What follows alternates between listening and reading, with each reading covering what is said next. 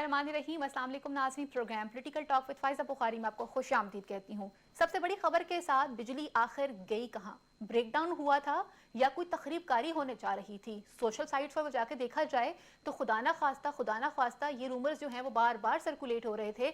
इससे पहले कि गवर्नमेंट आके खुद को क्लियरफाई करती या वो आके आपको बताती कि असल वजह क्या बनी है, पहले से ही चीज़ें जो है वो सोशल साइट्स के ऊपर तय हो रही थी कि क्या पड़ोसी मुल्क हम पे हमला कर रहा है, क्या मुल्क में टेक ओवर होने जा रहा है या क्या प्रॉब्लम हो सकती है। दो वजूहात सामने आई हैं। एक तो फौरी तौर पे फ्रीक्वेंसी जो है वो गुड्डू बराज से जीरो पे चली गई थी, जिसकी वजह से फीडर्स जो है वो ट्रिप कर गए थे, और कुछ इसमें अमले की गफलत भी देखने को सामने आई है अभी तक की इब्तदाई रिपोर्ट के मुताबिक।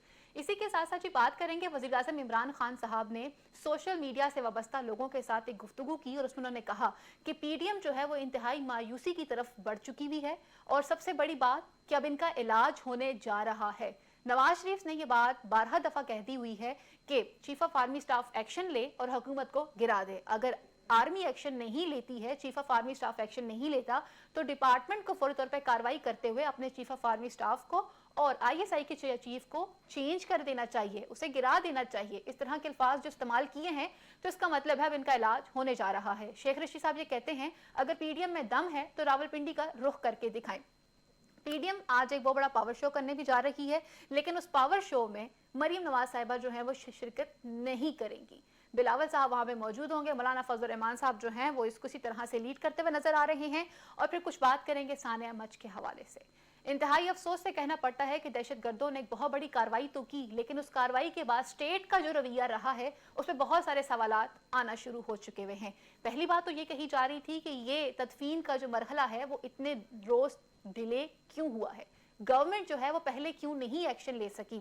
दो वफाकी वज़रा को भेजा गया, वहां पर अली जैदी साहब मौजूद थे और जुल्फी बुखारी साहब वहां पर मौजूद थे, लेकिन जुल्फी बुखारी साहब और अली जैदी साहब मुज़ाकरात करवाने में नाकाम रहे।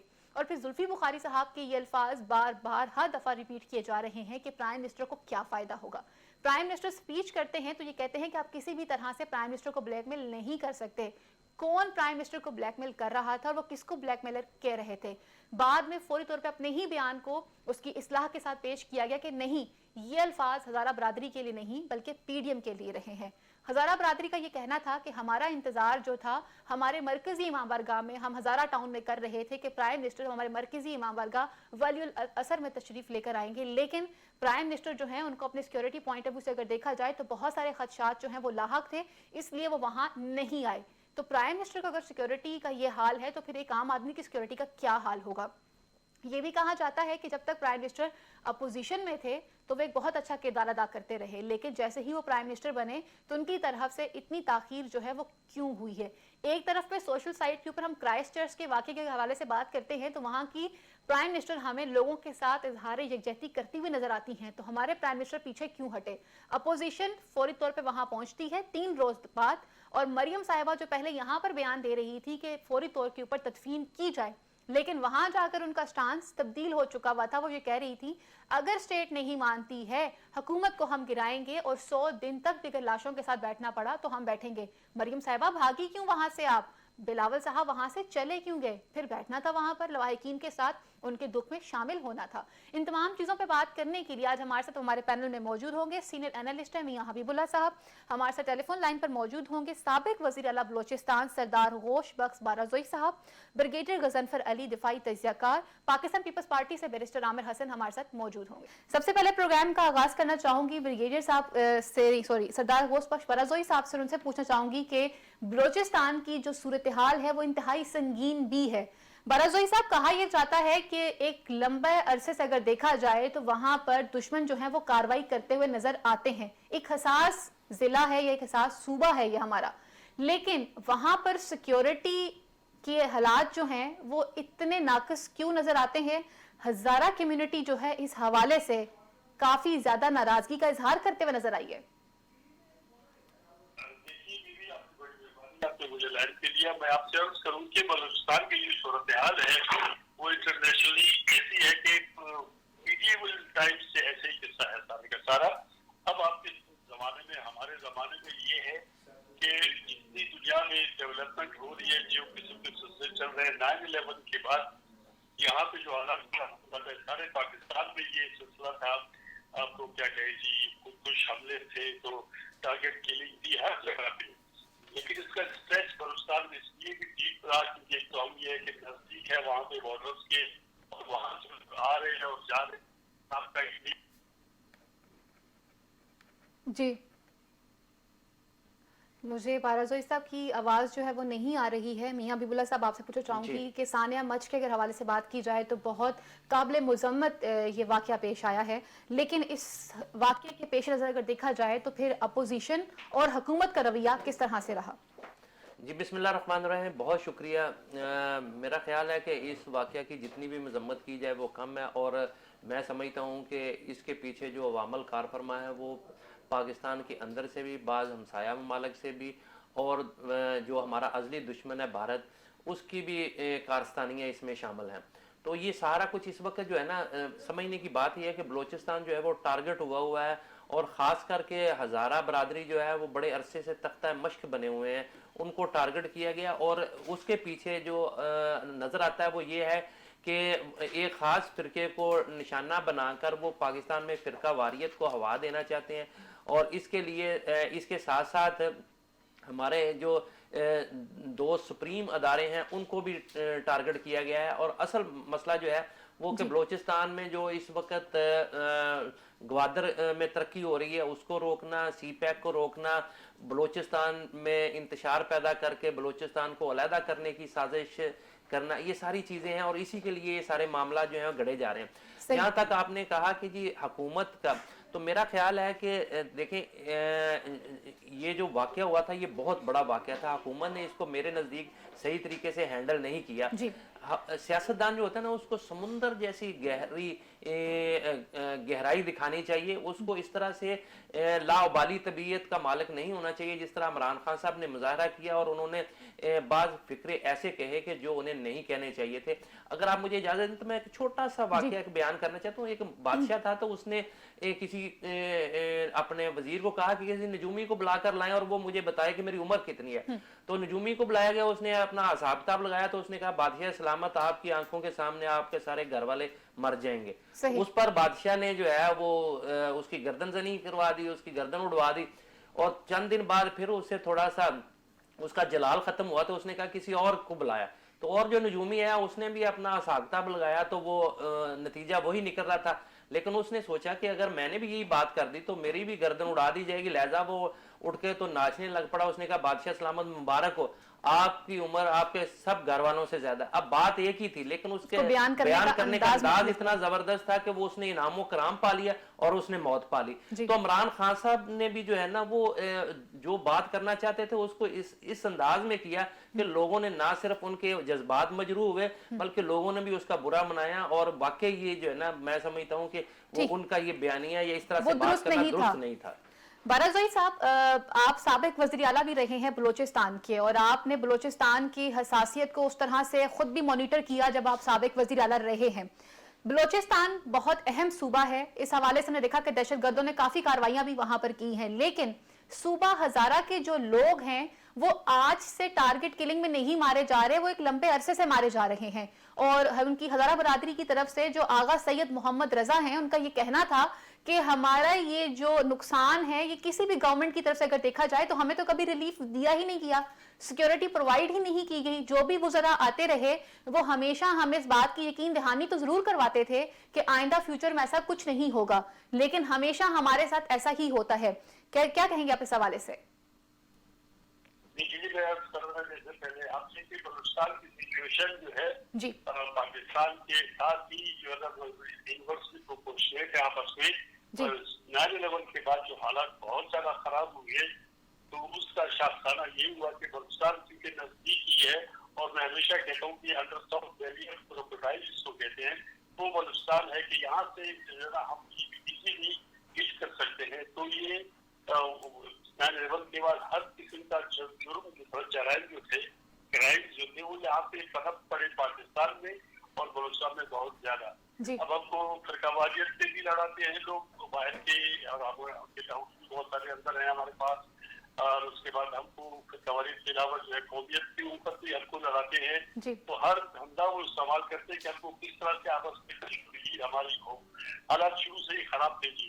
और कई ये ऐसा नहीं है कि पहली बार हुआ हजारात के साथ, इससे पहले ये खुदकुश हमला पे 2 बार हुआ, 2012 के दिसंबर और जनवरी में, और उसके बाद उसमें गवर्नमेंट को सस्पेंड किया गया, एहसानी साहब की गवर्नर रूल को ब्लेम हुआ।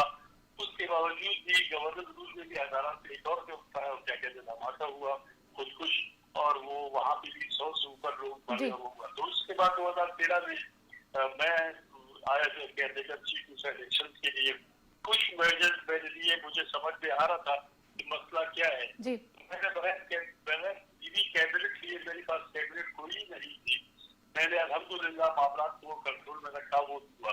उसमें ये होता है कि उसको देख के इनको देखना चाहिए था कि अब क्या हुआ।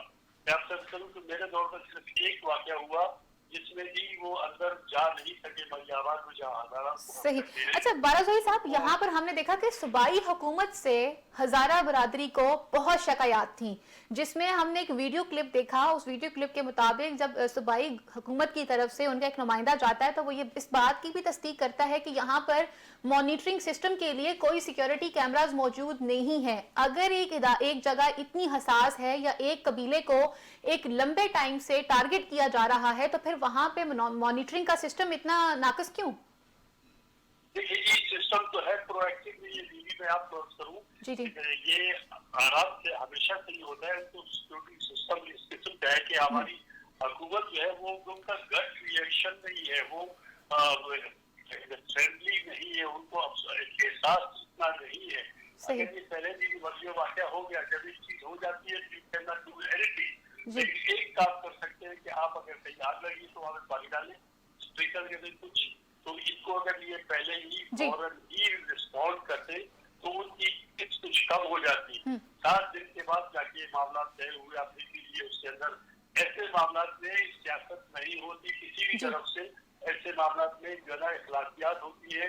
इखलाकियात हमारी मजहबी और हमारी सियासी जो है ना वो क्या है आपको पता होनी चाहिए, लेकिन इसके ऊपर काफी ज्यादा। इसी पॉइंट पे मैं आपके पास वापस आऊंगी बाराजोई साहब, इसी से आपसे दोबारा से यहीं से आगे आपका मौकफ लूंगी। मियां हबीबुल्लाह साहब, हमने देखा कि स्टेट की तरफ से जो एक रिएक्शन रहा है, 5 दिन डिले किया गया एक प्रोसीजर को, और वो लोग -6 डिग्री के मौसम के अंदर अपने वरसा की लाशों के साथ एहतजाज कर रहे थे।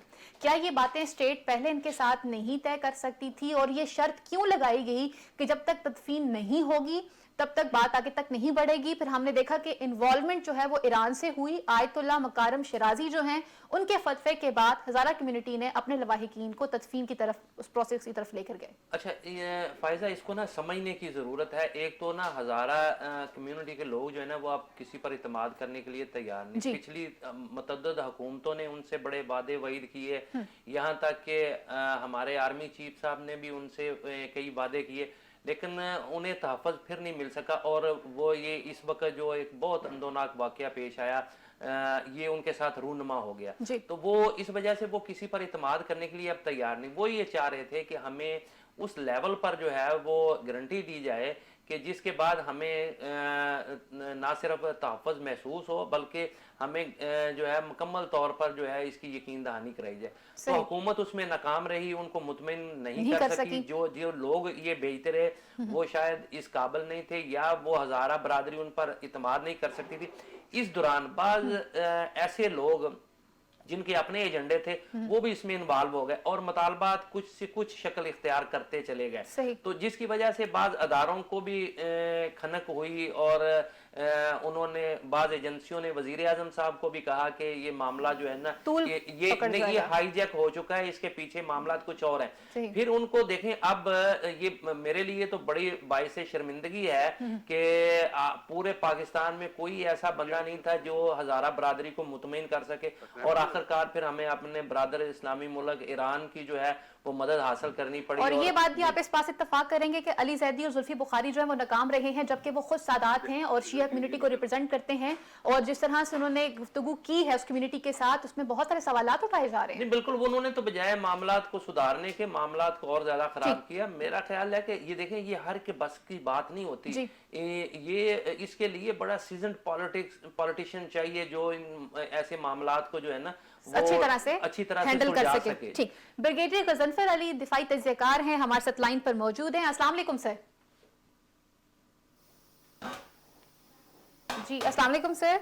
वालेकुम अस्सलाम। सर शुक्रिया वक्त देने के लिए। ब्रिगेडियर साहब, हमने देखा कि एक बहुत बड़ी दहशतगर्दों की कार्रवाई सानिया मच के तौर पे हमारे सामने आई, लेकिन इस हवाले से स्टेट का जो रवैया रहा, आप उसको किस तरह से देखते हैं? और बिलखुसूस अगर बात की जाए तो प्राइम मिनिस्टर की सिक्योरिटी का इतना क्या रिस्क था कि हजारा बरादरी लोग अपने मकामी इमाम बारगाह जो है अल असर में उनका इंतजार कर रहे थे कि वहां आएंगे प्राइम मिनिस्टर और वहां आके लोगों को सुनेंगे और उनके तहफ़्फ़ुज़ात को दूर करेंगे, लेकिन प्राइम मिनिस्टर जो है उनसे मिले।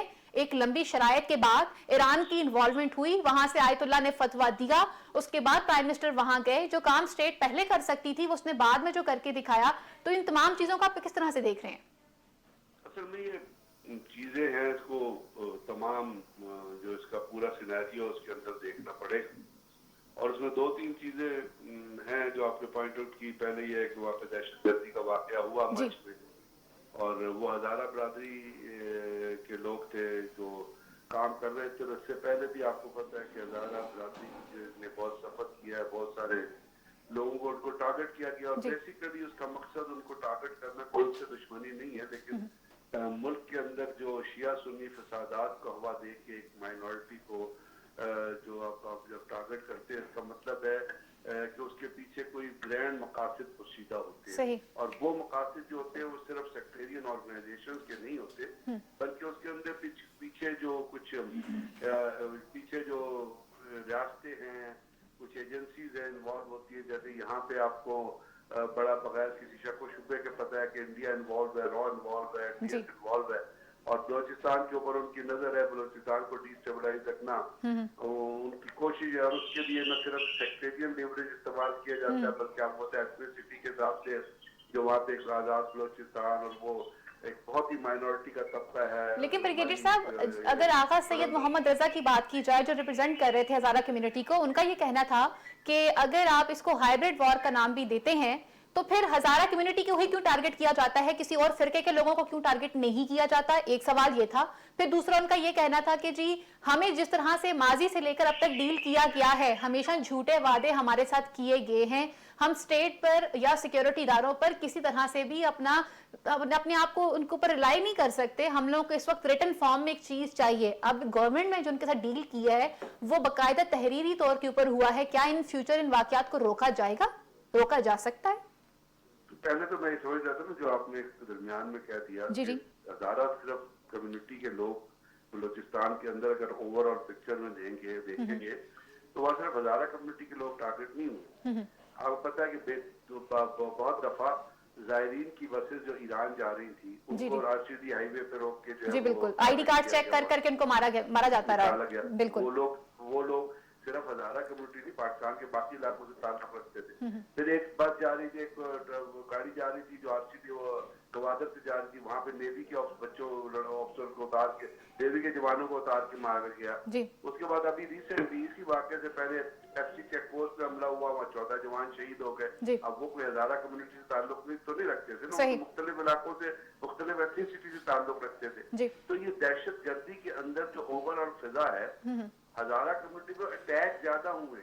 जी बिल्कुल। सिर्फ ये कहना कि सिर्फ हजारा कम्युनिटी पे हुए, मेरी तमाम सिंपैथीज उनके साथ है, लेकिन सिर्फ ये कहना कि बलूचिस्तान में हजारा कम्युनिटी में हुए, ये मेरा ख्याल थोड़ा सा चीज को एक सियासी रंग देने की कोशिश होगी।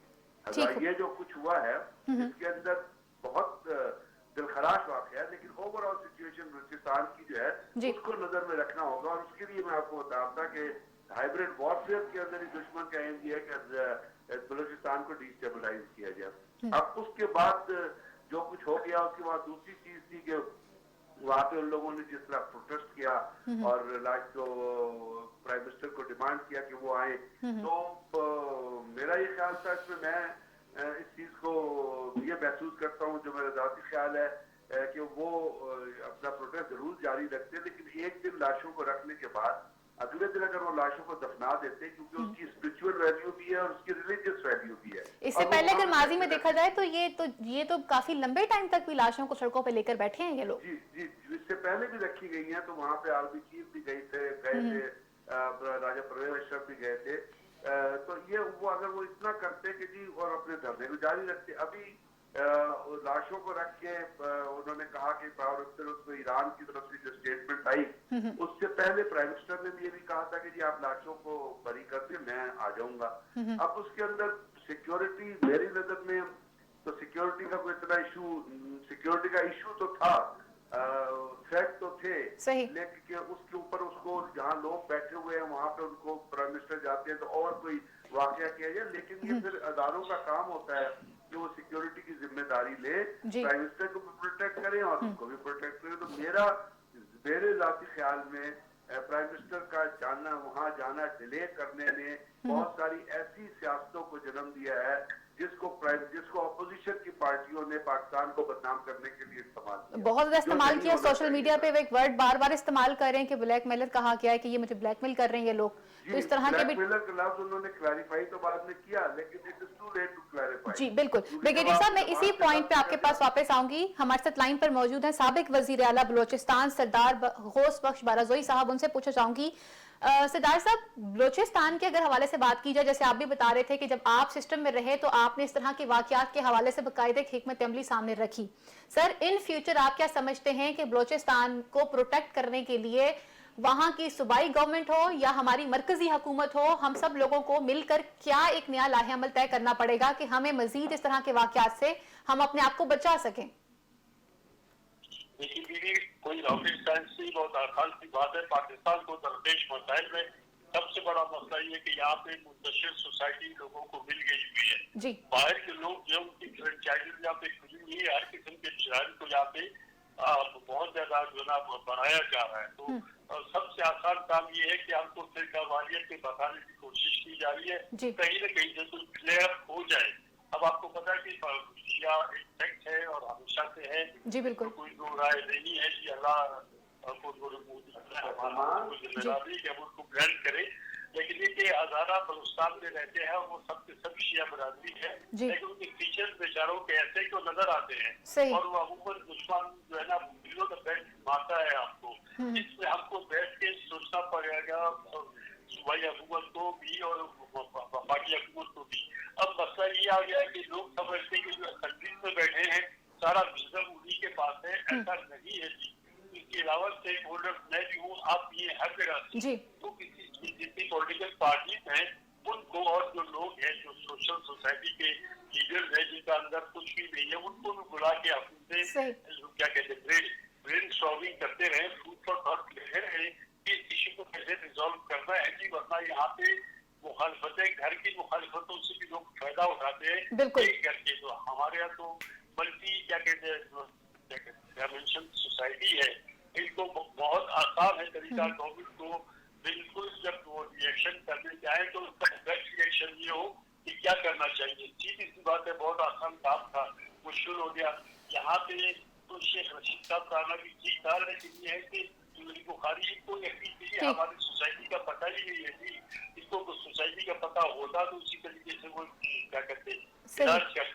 लेकिन बाराजोई साहब, अभी आपने जिस तरह से इतनी तफसीलन बात की है, जो हमारे इस वक्त कायम मुकायम जो मौजूद हैं वजीर आला बलोचिस्तान, उनकी स्टेटमेंट को आप किस तरह से देखते हैं और उनके रवैये को आप किस तरह से देखते हैं कि क्या इस तरह का एक शख्सियत मतलब जो है वो इस ओहदे के लिए सूटेबल है? जो उनकी स्टेटमेंट पहले रही, फिर उन्होंने कहा कि इस बात की क्या गारंटी है कि अगर हम इस्तीफे दे दें तो वाकयात नहीं होंगे इस तरह के। क्या एक वजीर आला को इस तरह की स्टेटमेंट पब्लिकली देनी चाहिए?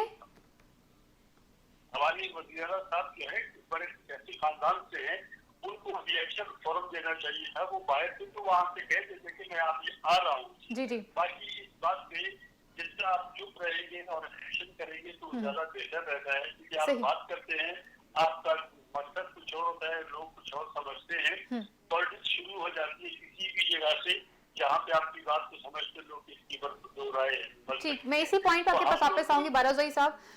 मियां हबीबुल्लाह साहब, आपने कहा बहुत सारे जो दीगर अवामिल थे वो इस तंजीम के साथ शामिल हो चुके थे, ये साहने में इन्वॉल्व हो चुके हुए थे। पीडीएम के जो तहरीक है, आप उसको किस तरह से देखते हैं? देखा मरियम नवाज साहिबा भी वहां पर गई और बिलावल साहब भी वहां पर गए, जो कि तीसरे रोज गए। जाने से पहले मरियम साहिबा का ये कहना था कि मैं रिक्वेस्ट करती हूँ कि वो अपने प्यारों की तदफीन कर दें, लेकिन वहां जाकर मरियम साहिबा का जो अंदाज था वो बिल्कुल ही मुख्तलिफ था कि अगर 100 दिन भी लाशों को लेकर बैठना पड़ा तो हम बैठेंगे, हम इस हुकूमत को गिरा कर ही वापस जाएंगे। क्या कहेंगे इस हवाले अच्छा से देखिए आप? ना, ये चीजें थी जिन्होंने चहमगोइयां पैदा की और जिन्होंने गलत फहमियां पैदा की, क्योंकि वो इस वाकया को हर बंदे ने अपने लिए इस्तेमाल करने की कोशिश की। उनके साथ लोगों की हमदर्दियां जो थी वो अवाम की तो थी, लेकिन जो लोग वहां पॉइंट स्कोरिंग कर रहे थे उनकी शायद हमदर्दियां नहीं थी। पीडीएम ने उसको अपने तौर पर इस्तेमाल करने की कोशिश की। बाद जो गैर मुल्की अनासर थे उन्होंने अपने तौर पर उसको इस्तेमाल करने की कोशिश की, और हुकूमतों ने जो है वो उसको अपने तौर पर हैंडल करने की कोशिश की। ये सारी चीज़ें गलूबा बन चुकी थी, और मैं समझता हूँ कि इसको जिस तरीके से हैंडल किया गया वो तरीकाकार गलत था। लेकिन ये हुकूमत को चाहिए था कि फौरी तौर पर इसको, जब वो उनको महसूस हो रहा था कि ये अब मामलात किसी और तरफ जा रहे हैं, तो उनको चाहिए था कि वो फौरी तौर पर इंटरफेरेंस करके इस मामले को निपटाते, जैसे भी निपटाया जा सकता था। ये देखें, ईरान से अगर मदद लेनी थी तो पहले भी ली जा सकती थी, तो इसको जितना लंबा किया उतने मामलात खराब हुए। अब भी बहरहाल हुकूमत के करने का जो काम है ना, वो ये है कि उसको देखना चाहिए कि कौन कौन से एलिमेंट्स हैं जो इस मामले को खराब करना चाहते थे, उनकी भी सरकूबी की जाए। बल्कि जो अच्छा, तहरीरनामा जी वहां पे जो हुआ है और जिस तरह की उन्होंने वहां पे मुआहदे तस्लीम किए हैं या जो मुआहदे तय पाए हैं, अब खान साहब के लिए टफ टाइम तो ये बन चुका हुआ है कि जो चीजें वो वहां पर कह के आ चुके हुए हैं बतौर स्टेट के हिसाब जी से,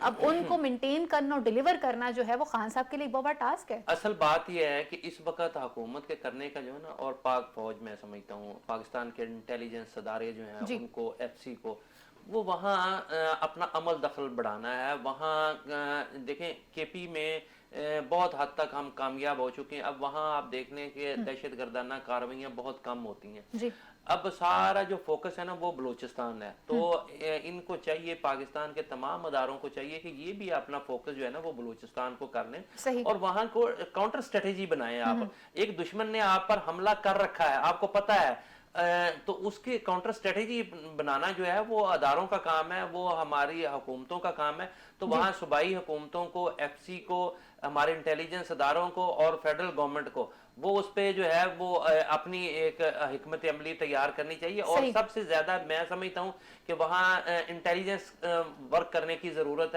ठीक। है। खास करके बलूचिस्तान की जो सरहद है उसको महफूज किया जाए, वहाँ आने जाने वाले लोगों पर कड़ी नजर रखी जाए, वहाँ जो शरपसंद अनासर को फीडबैक देते हैं, जो उनकी मदद करते हैं, उनको पकड़ा जाए, वो नेटवर्क तोड़ा जाए, ताकि ये मजीद कार्रवाइयां ना हो सके और सही। लोग वहां तहफ़्फ़ुज़ महसूस करें। ठीक, ब्रिगेडियर साहब, फोकस अपना इस वक्त जो है वो बलूचिस्तान की तरफ होना चाहिए। अगर दुश्मन जो है वो वहां पर सही मानों में फल फूल रहा है और अपने कारनामे सरंजाम देकर हमें दिखा रहा है, कभी वो एफसी के एहलकारों को निशाना बनाता है तो कभी हजारा कम्युनिटी को निशाना बनाकर फिरका वादियत की तरफ मुल्क को लेकर जाने की कोशिश कर रहा है, इस हवाले से आप क्या समझते हैं कि हमारे अस्करी इदारों को, सिक्योरिटी इदारों को और हुकूमत को असर नो कुछ चीजों को तश्कील नहीं देना होगा क्या?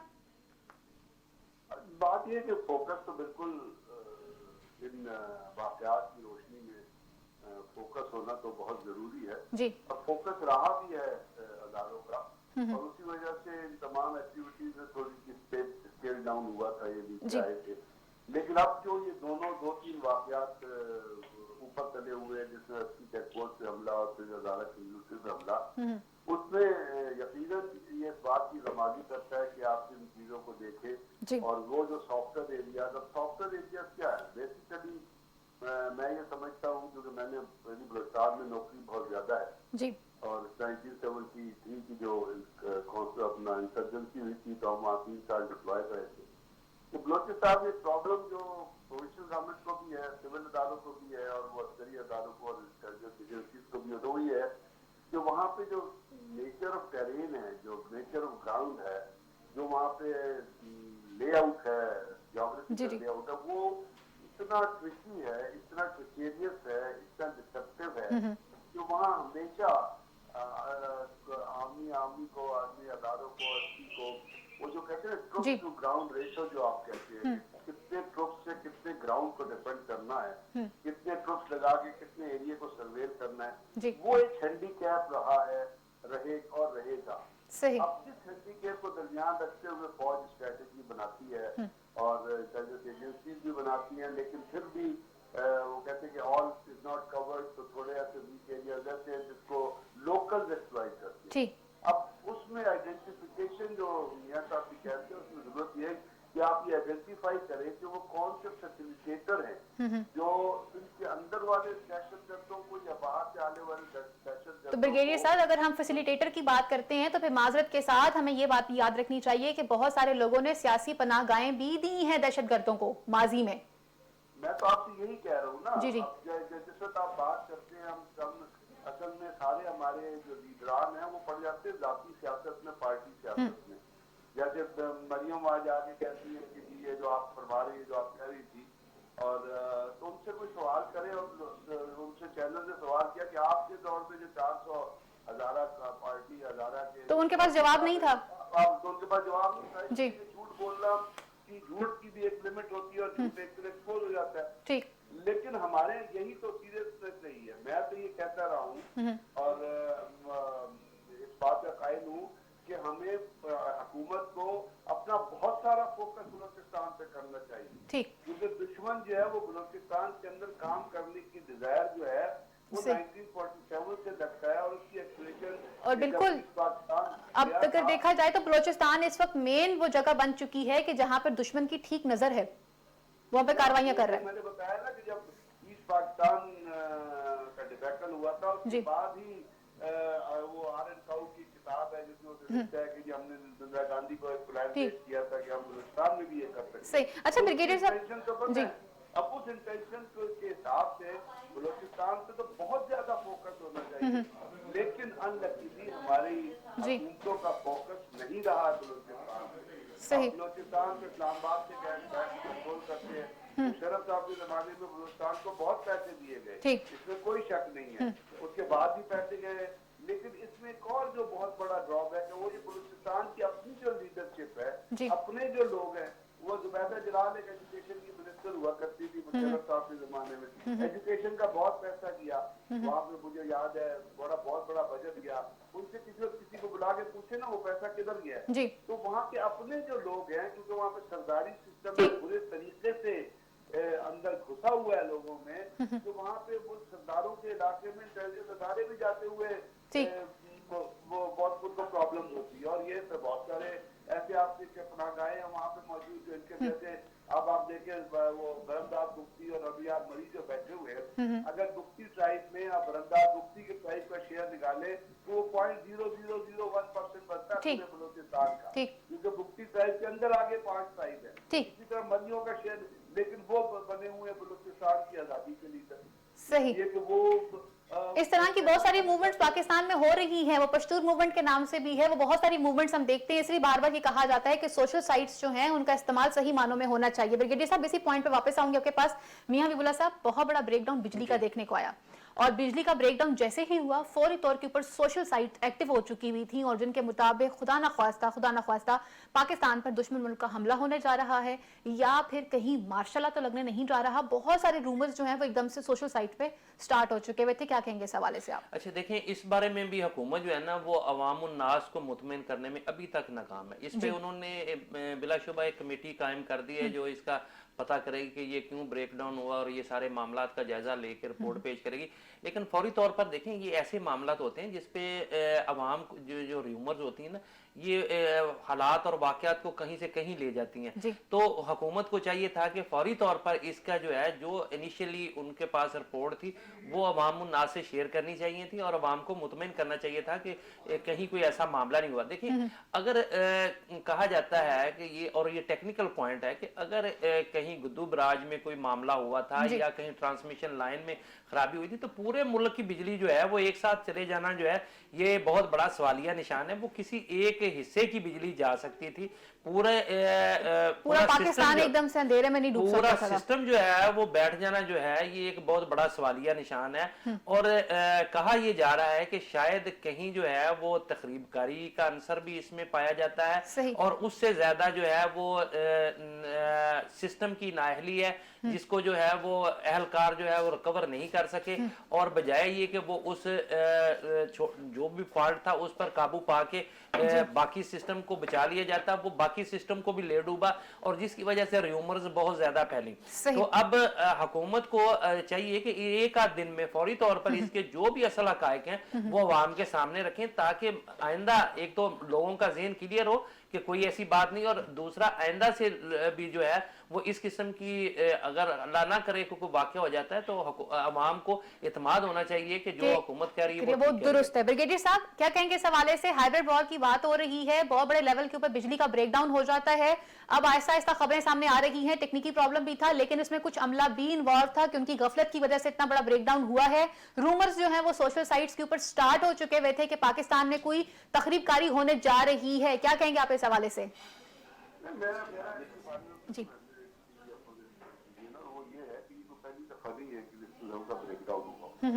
पाकिस्तान में 215 2015 में 26 जनवरी को ब्रेकडाउन हुआ था जी, और 80% पाकिस्तान जो है वो ब्लैकआउट में चला गया था, उससे 140 मिलियन लोग मुतासिर हुए थे। सही। 2012 में इंडिया में ऐसा ब्रेकडाउन हुआ था, उसमें कुछ 620 मिलियन लोग जो है वो मुतासिर हुए। जी, तो 2001 में भी इंडिया में हुआ था। और तो छोटी टर्की जो बहुत एडवांस है टेक्नोलॉजी, मतलब आप ये कहने की कोशिश कर रहे हैं कि ये एक टेक्निकल प्रॉब्लम थी, इसके अंदर कोई इतनी बड़ी इन्वॉल्वमेंट नहीं थी, लेकिन फिर सवाल वहीं का वहीं रह जाएगा कि गुद्दू बराज के अगर प्रॉब्लम हुई थी तो पूरा पाकिस्तान एकदम से कैसे ट्रिप कर गया, कैसे फील? सकता है ना। जी जी, उसको बात तो समझिए ना, पूरी टेक्निकल चीज तो समझिए, कि टेक्निकल बंदे को आगे बताना चाहिए। वो ये कि गद्दू बराज में थर्मल पावर स्टेशन, सही, गद्दू बराज जो है वो सबसे बड़ा थर्मल पावर स्टेशन है पाकिस्तान में। जी, अब पानी जितने थर्मल पावर स्टेशन और जितना आपका ग्रिड कनेक्टेड है मंगला से तरबेला से जहां जहां से आपको बिजली मिल रही है, उसके अंदर एक सिस्टम है जो इनबिल्ट सिस्टम है, जो बाय डिफॉल्ट सिस्टम है। जी, और वो सिस्टम ये है कि अगर किसी भी वजह से, ये मौसम की वजह से भी हो सकता है, ये फॉल्ट की वजह से भी होता है, किसी भी वजह से अगर आपकी फ्रीक्वेंसी लेवल जीरो पे आ जाए तो ट्रिप हो जाता है। ड्रॉप होगा, तो उसमें सिस्टम के अंदर एक ऐसा चक लगा हुआ है ठीक, कि उसके अंदर जो कंट्रोल पैनल होते हैं वो फौरन खुद ही ट्रिप कर जाते हैं, ताकि आपका जो मेन स्ट्रक्चर है उसको नुकसान न पहुंचे। सही, ठीक, ये उसके अंदर बिल्ट इन मैकेनिज्म है। सही, इसलिए जब वहां पे फॉल्ट हुआ, उसको ये कहते हैं ना जो थ्रो बैक इफेक्ट होता है, उस थ्रो बैक इफेक्ट ने बाकी जगहों पर असर किया, और जो अपना तरबेला भी जो था बाकी जगह ठीक, वहां पे वो जो सिस्टम, और उसके नतीजे में हमने देखा पूरा पाकिस्तान जो ब्लैकआउट रहा है, इसकी रीजन ये रही है। ठीक, ये जा सकता है पूरा, सही, फीजिबिलिटी है, ठीक, 100% प्रोबेबिलिटी भी है जी, तो इसमें कोई ऐसी अब उसमें जो खराबी हुई वो क्या हुई, वो जो आप कह रही है कि सोशल मीडिया पर लोगों ने जो तूफान मचाया है और जो कॉन्स्पिरेसी थ्योरी पेश की है, इससे पहले कि गवर्नमेंट क्लैरिफिकेशन देती, लोग अपने जस्टिफिकेशन देते। एग्जैक्टली, और इन चीजों के ऊपर फौरी तौर पे चेक होना चाहिए था, क्योंकि एकदम से मुल्क के अंदर शरपसंद नासिर जो हैं उनको एक्टिव किया जा रहा था। ब्रिगेडियर साहब, मैं इसी पॉइंट आके वापस आऊंगी। Barrister Aamir Hasan Pakistan peoples party से हमारे साथ मौजूद हैं। बैरिस्टर साहब, पीडीएम किस तरफ जा रही है? प्राइम मिनिस्टर इमरान खान साहब ने कल कह दिया है कि इन सब का इलाज होने वाला है। जिस तरह से नवाज शरीफ बार बार ये बात कह रहा है कि chief of army staff action ले, गवर्नमेंट को घर भेजे, अगर गवर्नमेंट को घर नहीं भेजा जा रहा तो आर्मी एक्शन लेकर अपने चीफ को भी गिरा दे और आईएसआई के चीफ को भी गिरा दे। जी, मेरे ख्याल से अब इलाज की जरूरत इमरान खान को है। 3 साल के अंदर जो मुल्क का हाल हुआ, आपके तरफ ये जो बिजली की वजह से ब्लैकआउट हुआ है या ब्रेकडाउन हुआ है, उसकी वजह से आप लोग बातें कर रहे हैं, तो पूरे मुल्क में ब्रेकडाउन हो गया। इकोनॉमी आपकी ग्रोथ जो है नेगेटिव में चली गई है। गैस लोगों को घरों में चूल्हे मैसर नहीं है, लोग बेरोजगार हो रहे हैं। क्या आपके दौरे हुकूमत में इस तरह की मुश्किलात का सामना आवाम को नहीं रहा? हुकूमत में जो है ना, वो इसकी हुकूमत में सारे ऊपर से बरस रहे थे, चीनी भी आ रही थी, बिजली भी आ रही थी और पानी भी आ रहा था। जी बैरिस्टर साहब, जवाब दें इस हवाले से। नहीं, मेरे ख्याल से आप इनसे गुफ्तगू कर लें, जिन्हें इतना तरीका नहीं है कि कोई एक शख्स बात करे, तो मैंने इनकी सुनी है गुफ्तगू जी, तो मैं आप इनसे गपशप लगाएं, अच्छी बात है। इनके कारनामे लोगों को बताएं। आप भी बैरिस्टर साहब, सबसे पहले मैं आपको बहुत क्लियर शुक्रिया करना आपका। चाहूंगी, ये गपशप का प्रोग्राम नहीं है। मैं आपसे आपका मौकफ जानने की कोशिश कर रही हूँ कि आप मुझे ये बताइए कि क्या जो पीडीएम इस वक्त जिस तरह के जो स्टैंड्स लेके चल रही है कि यहाँ पर महंगाई का है इशू है, यहाँ पे गवर्नमेंट फ्लॉप हो चुकी हुई है, आपके पास कोई प्लान है इस हवाले से कि आप लोगों ने आवाम को किस तरह से रिलीफ पहुंचाना है? हेलो बैरिस्टर साहब जी लाइन से जा चुके हुए हैं। ये तो हालात हैं हम लोगों के कि हम लोग बात सुनने के लिए इंतजार भी नहीं करना चाहते। मियां बिबुला साहब, अपोजिशन की तहरीक चला रही है पीडीएम, और मजाल ये है कि हम अपनी नाक पे मक्खी बैठना नहीं दे सकते। और बात होती है अगर अवाम के हवाले से, तो अगर हम करंट गवर्नमेंट के फॉल्ट निकालते हैं तो फिर अगर पिछले अदवार की तरफ जाया जाए तो क्या पिछले अदवार में ब्रिगेडियर साहब वाली बात है, क्या मनोसलवा आसमान से नीचे आ रहा था? असल बात यह है कि समझने की ये ज़रूरत है कि एक तरफ आप देखें कि हमारे रवैये क्या हैं, दूसरी तरफ हम देखें कि हमारी डिलीवरेंस क्या है, और तीसरी तरफ देखें कि हमारे दावे क्या हैं। पाकिस्तान में बदकिस्मती से हर सियासी लीडर जो है ना वो पॉइंट स्कोरिंग पर लगा हुआ है। वो बयान डालता है, वो तमाशा लगाता है, एक रंगबाजी करता है और लोगों को इधर उधर की बातें लगा के मुतमिन करने की कोशिश करता है। ना इन सब के पास, किसी के पास भी जो है ना पाकिस्तान के मसाइल का कोई प्लान है, ना इस पे ये तहकीक करना चाहते हैं, ना इसके लिए इन्होंने कोई मुस्तकबिल का कोई एजेंडा बनाया होता है। ये सिर्फ लोगों को दिखावे के लिए जो है ना रंगबाजी करते हैं। सही। तो एक तो देखें जो सियासतदान होता है ना वो एक तो उसमें सब्र बहुत होता है जी। दूसरा पेशेंट बहुत होता है उसमें, वो जो है ना हर चीज को बर्दाश्त करता है। तो और जिसका अमली मुजाहरा भी हमने देखा भी है। हाँ देखे ना, आपको एक लफ्ज हुआ है और मौसूफ जो है वो अपना फोन बंद करके चले गए हैं। तो इस तरह नहीं, सियासतदान तो जो है ना, ये इसका मतलब है कि आप एक बंदे की एक बात को जो है वो बर्दाश्त नहीं कर सके या आपके पास उसका जवाब नहीं था, तो अवामुन नास का आप क्या जवाब देंगे? आप उनके रिएक्शन को कैसे बर्दाश्त करेंगे? देखिए ना, पाकिस्तान तो जमहूरी मुल्क उस तरह का है नहीं, वरना जो है ना इनके गिरेबान से पकड़ा हो और इनसे पूछा जाए कि हाँ भाई आपने इतनी अरसा हुकूमत की है, बताएं आपने क्या डिलीवर किया है, क्या आवाम के मसाइल करें, या इनसे यही पूछा जाए। पाकिस्तान में तो पूछता नहीं, बल्कि पाकिस्तान में तो जो है वो खाबे और रोटी पर जो है वो एक दूसरे की वाह वाह वाह वाह करने पे लग जाते हैं। वरना अगर अवाम में शऊर हो और वो जो है वो इन सियासतदानों को घसीटें, इनको कटहरे में खड़ा करें, हाँ भी बताएं मेरे मुल्क का पैसा लूटा गया है, आप कहां गया है, वो आपके पास इतनी दौलत कहां से आई है, तो ये इनको ये मुंह दिखाने के काबिल ना रहे। तो एक तो देखें हम ना अजीब गलूबा सा बने हुए हैं पाकिस्तान में, जमहूरियत का भी नाम लेते हैं, हम शरी निज़ाम हुकूमत भी लाना चाहते हैं, हम जो है वो पार्लिमानी निज़ाम भी जो है वो आइडियल किस्म का लाना चाहते हैं। लेकिन असल बात यह है कि हमारे जो अमल है वो हमें दिखाते हैं कि हम इंतहाई बदतर किस्म के जो है ना आमरीत की तरफ गए हुए हैं, वो सियासी जमातें हों या वो डिक्टेटरशिप हो। लेकिन पाकिस्तान में हमारा जो रवैये हैं वो जमहूरी नहीं है। सही।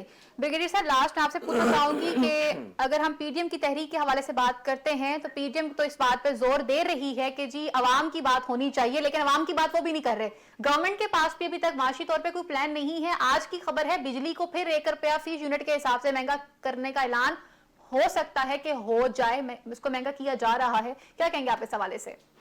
गवर्नमेंट ने तो माशी तौर पे लोगों को बहुत बुरी तरीके से किया है। एक बहुत बड़ा फेलियर है जब आप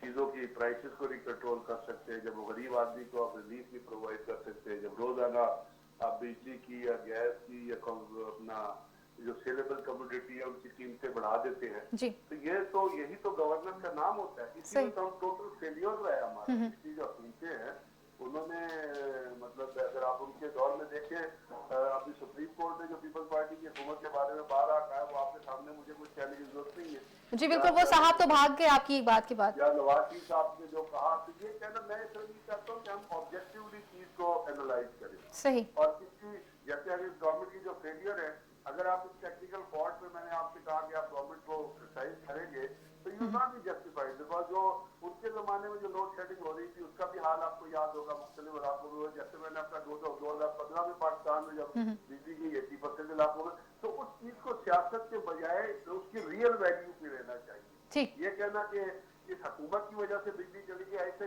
ये अनजस्टिफाइड चीज है। सही। क्योंकि आपको ये भी पता है कि पिछले वाली हुकूमतों जितनी भी हुकूमतें रही हैं सबके द्वार में ये प्रॉब्लम्स रही हैं। उन्होंने ट्रांसमिशन सिस्टम पे काम नहीं किया, लाइनों पे काम, तो सबका क्यूमुलेटिव फॉल्ट है। सही। उन सबका मिला जुला फौज है। आप किसी एक पे ब्लेम नहीं कर सकते मैं सब फेलियर है, पिछली हुकूमतें एब्सोल्यूट फेलियर है और मौजूदा गवर्नमेंट भी जो है वो अभी तक नाकाम है। कर रहे हैं ये इसमें पिछली हुकूमतों का, तो उनको उनके अंदर मॉरल सही। करेज नहीं होनी चाहिए कहने के लिए कि आज इमरान खान ये कर रहे थे खराब। उन्हें कहें कि हम भी इसमें शामिल थे, ठीक। तब तो ऑब्जेक्टिव बना लो। जैसे मियां साहब ने कहा कि आपके पास लॉजिक से बताए ना, सही। आप एक तो शुरू हो जाते हैं शुरू से कि इस हुकूमत ने ये कर दिया, जी। अब ये हुकूमत कल को मतलब बहुत सारी चीजें जो ये करके जाएगी, अगली कहेंगे कि इन्होंने, तो हमें ऑब्जेक्टिवली चीज को देखना चाहिए। सही। इस हुकूमत की जो गलतियां हैं, जो ग्रॉस मिस्टेक, वो हैं अपनी जगह पर, और उसमें कॉमन आदमी जो बेचारा बहुत बुरे तरीके से मुतासिर हो रहा है। बिल्कुल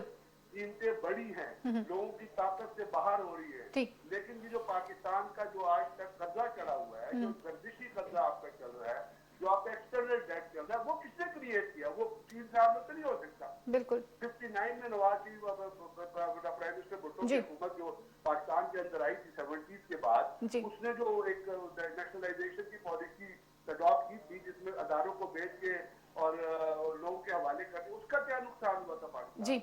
ये तो पीपल्स पार्टी ये नहीं कह सकती कि हमने 12, ये तो उस वक्त से रूल कर रहे थे पाकिस्तान में, तो इन्होंने जो पाकिस्तान को तबाह किस साल मुख्तसर ब्रिगेडियर साहब, ये कि इस वक्त ब्लेम जो है गवर्नमेंट एक तरफ पे नाकाम जरूर हो रही है, लेकिन वहीं पर आज पीडीएम की जो तहरीक है ये लोग भी उसी तरह से शामिल हैं।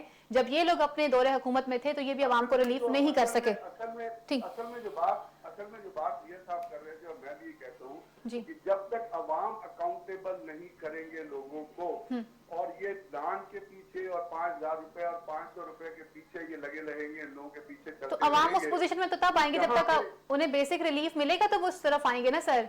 जब तक आप अवाम को रोटी कपड़ा मकान में उलझा के रखेंगे तो वो तो कभी सिर्फ सोच ही नहीं सकेंगे। नहीं करेंगे, हम भेड़ बकरियों की तरह उनके पीछे चलते रहेंगे, सही। जलसे करेंगे, हम भेड़ों की तरह पहुंच जाएंगे, ठीक। बकरियों की तरह पहुंच जाएंगे। अब जी। ये जो आपको पता है भालपुर में जो जलसा हुआ, जी जी अगर आपने देखा हो तो उसमें मदरसे के बच्चों को उठा के लाया गया, नहीं लाया गया? जी बिल्कुल। कोई उसके गिरेबान में हाथ डाल के पूछता है कि हमने मदरसों में, या पेरेंट्स आए कि हमने तो मदरसों में बच्चों को पढ़ने के लिए कुरान की तालीम लेने के लिए भेजा है, हमने तो उनको यहाँ तो जलसों को फिल करने के लिए सरकारी मुलाजमीन का भी इस्तेमाल होता रहा है, सरकारी डिपार्टमेंट के लोगों को भी बुलाया जाता रहा है, माजी में अगर जाके देखा जाए। ब्रिगेडियर साहब, कहानियां बहुत लंबी हैं, एक गुफ्तगू की निशिस्त में कभी मुकम्मल नहीं हो सकती। अफसोस से ये कहना पड़ता है कि सिस्टम जिसका रोना हम हमेशा रोते हैं, और वो सिस्टम ठीक करने के लिए भी तो हमें कोई लोग चाहिए, लेकिन वक्त सिर्फ दरकार है कि वो कब आएंगे, वो वक्त का मसीहा कब आएगा जो सिस्टम को ठीक करेगा, या वो अवामुन नास कब बेदार होगी। मियाँ साहब और ब्रिगेडियर साहब वाली बात कि जिसे सिर्फ रोटी कपड़ा मकान से हट के अपने राइट को यूज करने का सही मानों में